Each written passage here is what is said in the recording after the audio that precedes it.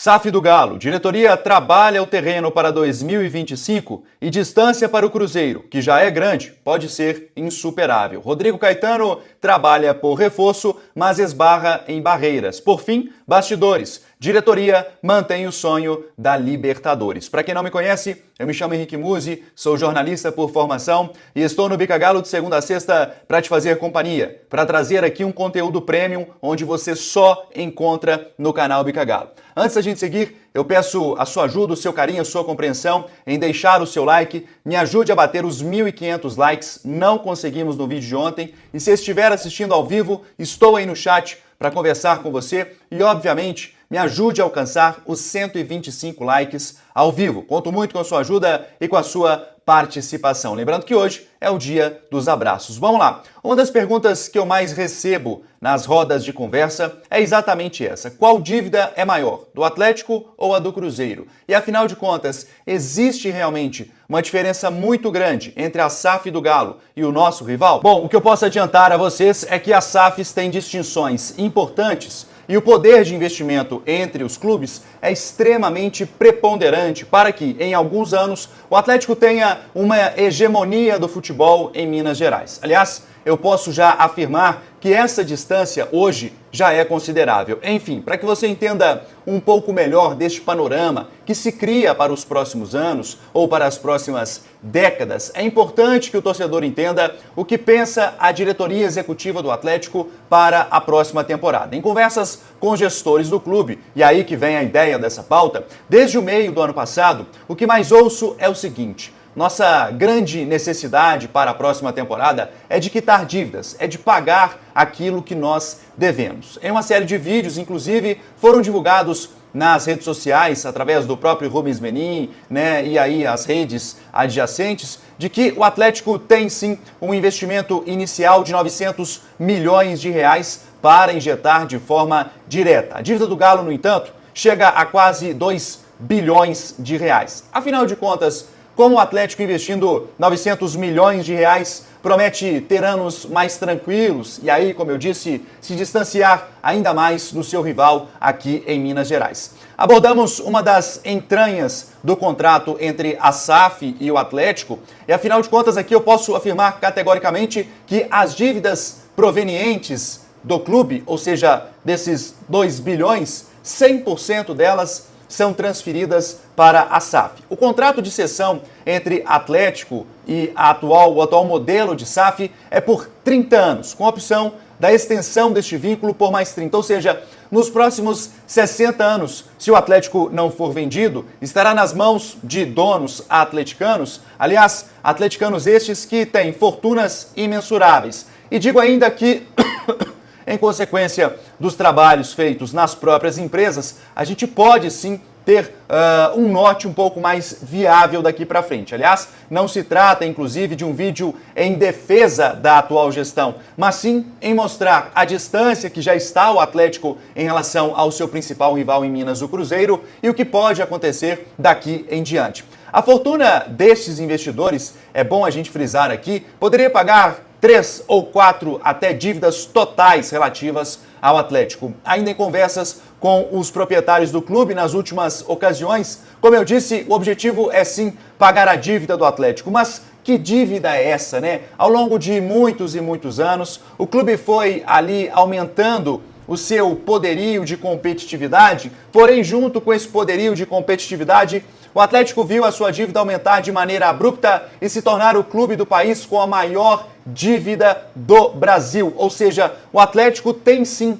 uma dívida maior até do que a do próprio Cruzeiro. Porém, chegaram os investidores de maneira recente, os 4Rs, ou a mesmo, aqui a gente pode dizer hoje que não é nem 4Rs, mas que o Atlético foi vendido e rateado entre alguns investidores, e essa dívida que aconteceu ao longo dos anos, é importante a gente frisar aqui que ela não vem do dia para a noite. Ela acontece com dívidas com empresários, atletas contratados a peso de ouro, contratos absurdos firmados ao longo de muitos e muitos anos para convencer esses jogadores a virem para cá, dívidas com empresários, ou seja, uma verdadeira bola de neve. E agora o Atlético tenta correr contra o tempo para quitar essa bola de neve. E aí eu cito especificamente que a prioridade do Atlético no momento é quitar as chamadas dívidas a curto prazo, ou seja, aquelas dívidas que o clube tem um juro muito alto e um prazo bem curtinho para poder pagar. Pense você com a fatura de cartão de crédito muito alta, você decide na verdade, renegocia de novo,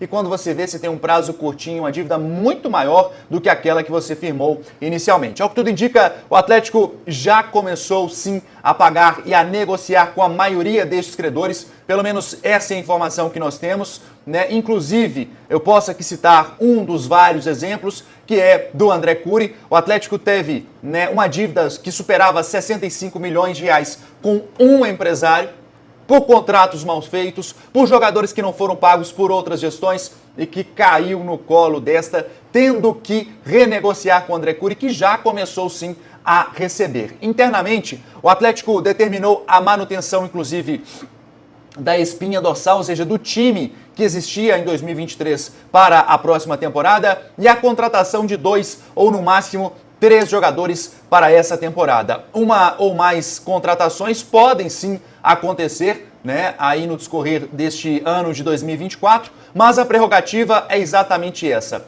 fechar o ano sem dever a ninguém, fechar o ano com balanço, né, estipulado no início da temporada e de uma forma onde uma equipe possa ser montada de maneira bem competitiva. Ou seja, eu tenho que vender atletas e aí é bem provável que alguns jogadores importantes, ou um ou outro, né, possam sair no discorrer da temporada para fechar o caixa no ok. Porém, eu cito no início deste vídeo o seguinte: Muzi, qual é a diferença entre a SAF do Atlético e a SAF do Cruzeiro? Existe realmente um abismo, uma distância considerável entre estas SAFs? Será que com o passar dos anos o Atlético realmente será uma hegemonia no estado de Minas Gerais? As diferenças são grandes e começam exatamente por quem comprou. Como eu disse acima, a SAF do Atlético é composta basicamente por empresários bilionários, mineiros e, em via de regra, de atleticanos. Já o Cruzeiro foi comprado por um carioca que viu ali uma oportunidade no rival, uma oportunidade essa de mercado, ou seja, eu pago pouco e lá no futuro eu tenho um retorno financeiro. Essa basicamente foi a ideia de compra do Ronaldo em relação ao Cruzeiro. E a segunda diferença, e não menos importante, está no valor do investimento inicial. Prestem bem atenção. O valor da operação divulgado pelo Cruzeiro, muitos até chegam a ter dúvidas sobre esses valores iniciais investidos, mas aqui eu vou tratar apenas do que foi informado de maneira oficial, não trabalhando com especulações. O Cruzeiro foi comprado por 400 milhões de reais. Este é o valor da operação em si. Já o Atlético teve um valor de compra inicial, ou seja, de aporte de 900 milhões de reais, mais o clube assumindo todas as dívidas. Outra diferença importante entre a SAF do Atlético e a SAF do Cruzeiro é o percentual de repasse. No caso do Atlético,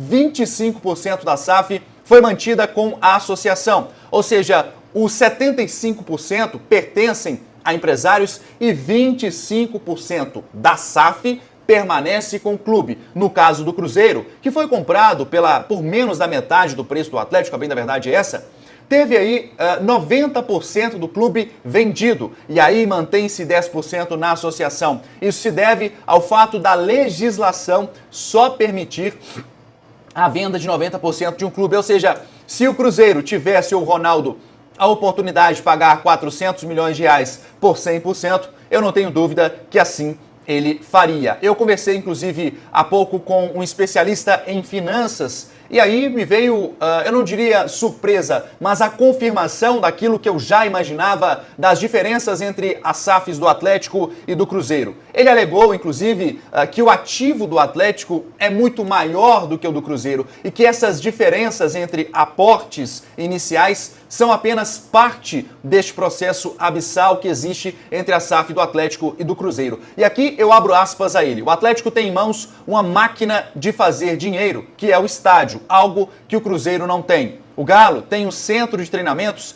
que é mais moderno e vale mais do que o do Cruzeiro. Conta também com um elenco que é infinitamente superior em questão de ativos, ou seja, o Atlético tem também um valor de mercado maior do que o do seu adversário. O fato é que o Atlético pretende para 2024 ter uma equipe altamente competitiva, manter, como eu disse, né, a espinha dorsal, fazer investimentos dentro daquilo que o clube pode, para que em um futuro breve o Atlético possa realmente aumentar este capital de investimento. Ao meu ver, a distância entre Atlético e Cruzeiro hoje já é muito significativa. E com o passar dos anos, se não tivermos uma mudança bem substancial no que tange aos donos do Atlético e também do Cruzeiro, porque isso pode acontecer em uma eventual venda dos clubes, essa distância que hoje já é grande, na minha concepção, vai se tornar uma hegemonia. O que eu quero dizer com isso? O Atlético, com o passar dos anos, se mantiver o curso que a história vai se tomando, terá em Minas Gerais e será a única referência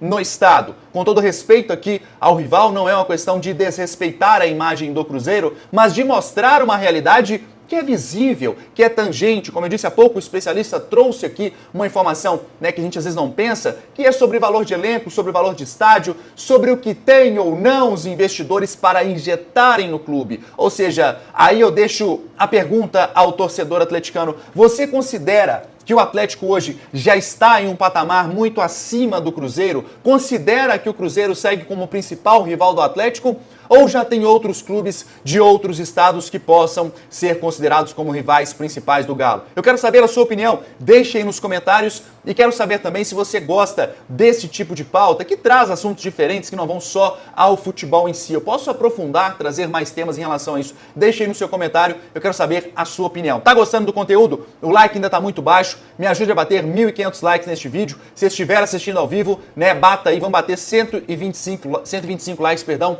ao vivo. Conto muito com a sua ajuda e com a sua participação. Se não é inscrito no Bica Galo, é o canal mais sério dentre todos os outros do YouTube e que tem mais audiência há 13 meses consecutivos, não por acaso. Nos dê essa oportunidade, se inscreva no canal. Bom, quero falar agora sobre Rodrigo Caetano, que trabalha por reforço, mas esbarra em algumas barreiras. Nas últimas semanas, alguns nomes foram especulados: Bernard, Roberto Firmino, enfim. E aqui eu trouxe um alerta ao torcedor que este não é o perfil que o Atlético busca para a próxima temporada. O fato é que o Galo tem prioridade em contratar um jogador de frente com idade de até 24 anos. É isso que eu sempre friso aqui no canal Bica Galo. A ideia do clube, né, é realmente, como nos disse uma fonte, o Atlético tende a buscar atletas que gerem retorno a curto e médio prazo. O que é isso? Você compra um jogador agora, como foi o Paulinho, jovem, com possibilidade de gerar um retorno em campo, técnico, e ali na frente você vai lá e enche ele, né, vende ele por um caminhão de dinheiro. Enfim, isso cria inclusive alguns empecilhos, porque atletas jovens,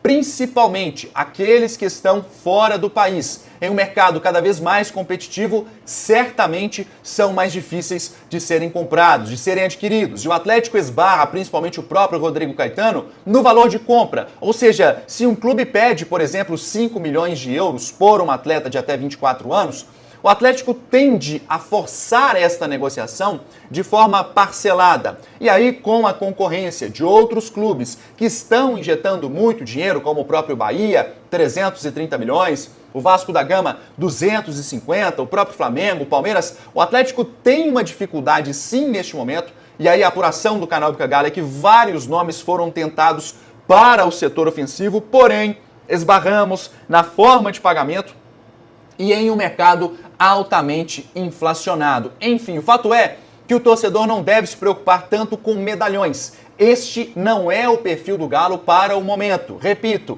não é. Eventualmente, pode sim acontecer uma negociação onde exista uma oportunidade de mercado, onde este atleta queira jogar no Galo, e aí cabe ao clube fazer uma gerência daqueles atletas ali que possam realmente surgir, né? Não é o caso do Scarpa, porque o Scarpa foi um investimento. Tô falando aqui de Bernard, dentre outros nomes. Por fim, eu quero falar aqui sobre Pavon, tá?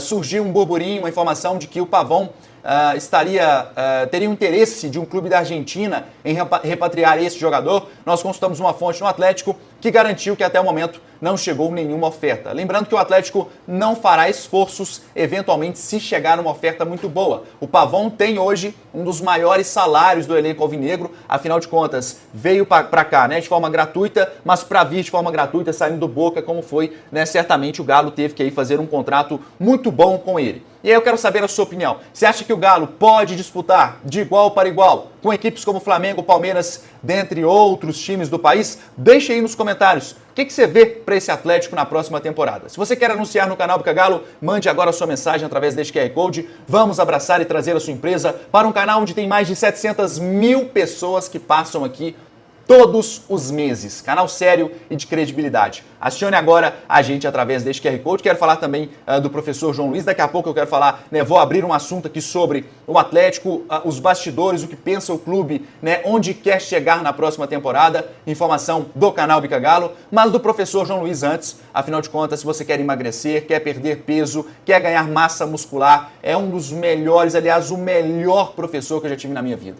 O João Luiz é aquele cara que vai fazer a sua ficha, vai fazer uma dieta legal, sem tirar muita coisa, colocando aqueles alimentos saborosos que a gente gosta. Então acione agora o professor João Luiz, diga que veio através do canal Bica Galo e terá um desconto. Bom, bastidores, sonho da diretoria atleticana é a Libertadores da América. O presidente Sérgio Coelho, em uma entrevista coletiva, disse o seguinte: esses grandes títulos a gente não pode escolher, mas, é claro, somos tricampeões brasileiros. Imagina se conseguirmos ser bicampeão da Libertadores. Seria um orgulho e uma felicidade muito grande, fecha aspas, ao Sérgio Coelho. O Atlético sabe, internamente, que dificilmente teria um poderio, né, de elenco para disputar 3 competições: Copa do Brasil, Libertadores e Campeonato Brasileiro. Então o clube, isso não é discutido internamente, mas a gente escuta nos corredores o seguinte: o foco do Atlético será o mata-mata. Então, Libertadores e Copa do Brasil, na minha visão, o Atlético tem um time altamente competitivo, principalmente o time titular.